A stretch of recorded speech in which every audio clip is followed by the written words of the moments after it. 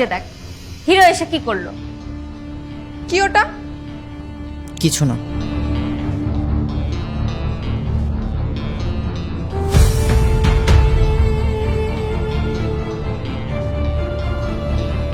আমার পিঠে এটা কে লাগিয়েছে?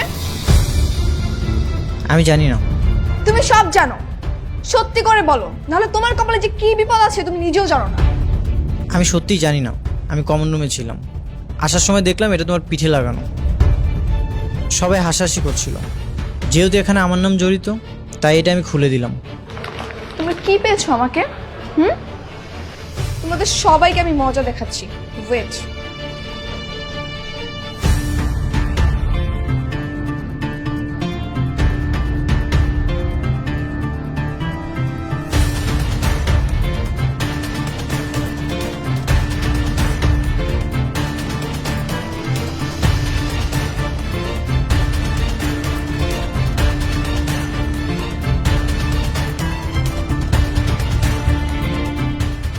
খাইছে রে, ও হেড স্যারের রুমে যাইতেছে।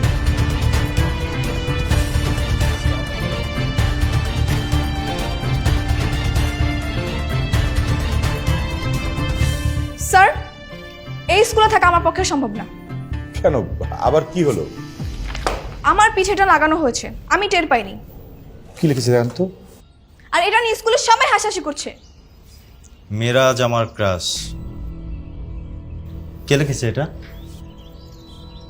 যে স্কুলের বোর্ডে স্যারের নামের পাশে প্লাস চিহ্ন দিয়ে ছাত্রীর নাম লেখা থাকে সেই স্কুলে তো এগুলো হবেই।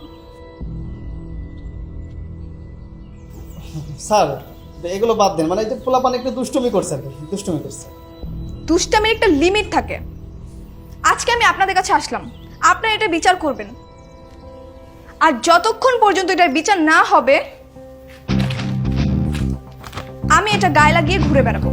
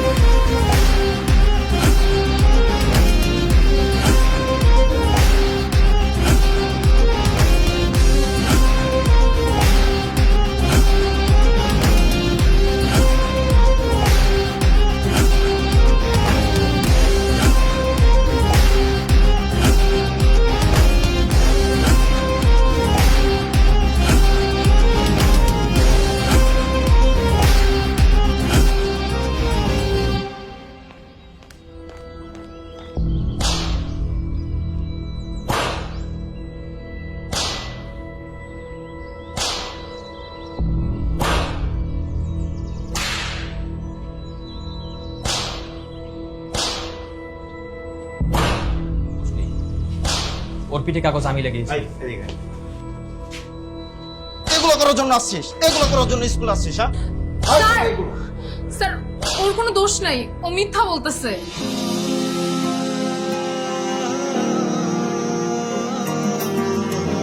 ওরা কিছুই করে নাই, আমি ওর পিঠে কাগজটা লাগিয়েছি। এই হাত বাত, হাত দে, হাত দে।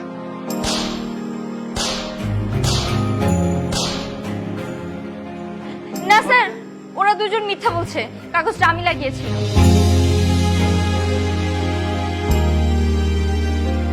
ও আচ্ছা, তুই হাত দে, হাত, হাত দে, হাত দে।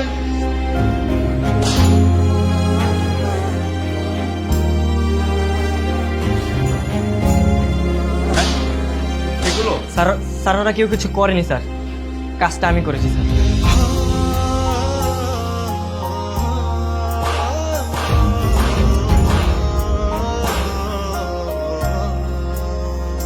এগুলো করার জন্য আসছিস? না স্যার, ওদের কোনো দোষ নেই, সব দোষ আমার। কসম স্যার, সব দোষ আমার, ওরা সবাই মিথ্যা বলছে। আমার বন্ধু, আমার বন্ধু, আমার বন্ধু, বন্ধু আমার বন্ধু, আমার বন্ধু, আমার বন্ধু।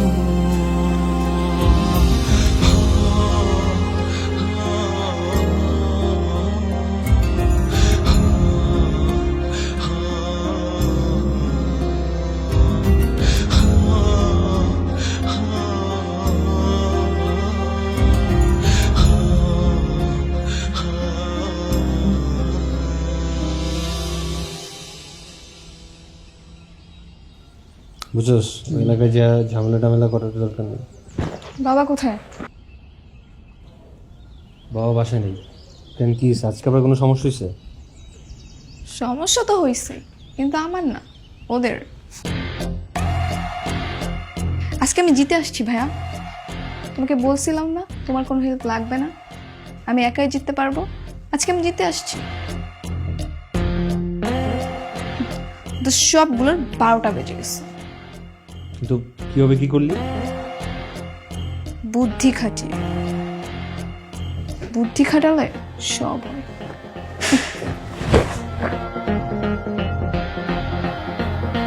দোস্ত, আজকে তো পার্টি দেওয়া উচিত। আমাদের তো পার্টি দেওয়া উচিত, কারণ আমাদের বোন তো পাশ করে আসছে। আর আমরা ঘরে বসে থাকি আমাদের বোনের জন্য কিছুই করতে পারলাম না। আমাদের লজ্জা থাকা উচিত। আমি তোর আগেই বলছিলাম ওদের সবগুলোর তুলে আইনে সাইজ করি, তুই তো মানা করলি। কারণ আমরা কোনো ক্যাডার না, আমাদের সামাজিক মর্যাদা আছে। আমরা চাইলেই কাউকে বাসা থেকে তুলে এনে সাইজ করতে পারি না। গায়ের জোরে খেলা যাবে না, খেলতে হবে বুদ্ধি দিয়ে।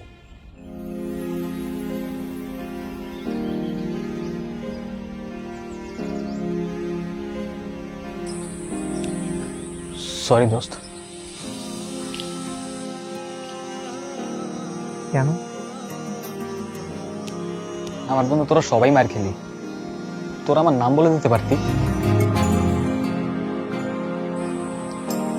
আমি যদি তোর জায়গাতে থাকতাম তুই কি আমার নাম বলে দিতি? না। তবে সবাই একসাথে মার খেয়েছি, ভালোই হয়েছে। যদি একজনকে মারতো তাহলে ও মার খেতে খেতে মরেই যেত। তাই সবাই আমরা ভাগাভাগি করে মার খেয়েছি, এটাই ভালো। আরে বন্ধুরাই তো বন্ধুদের জন্য মার খাবে, তাই না?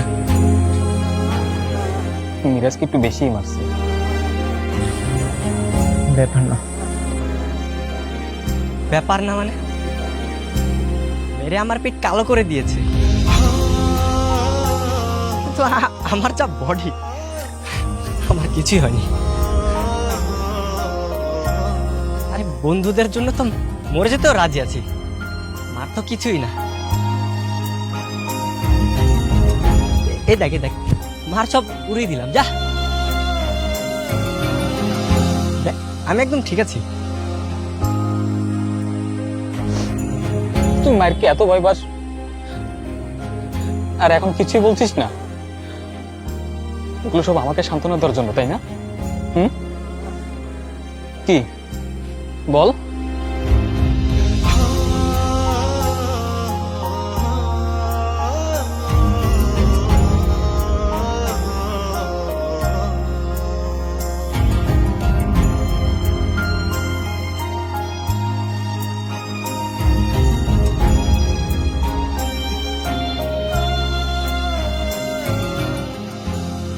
সরি দোস্ত। এই মন খারাপ করিস না।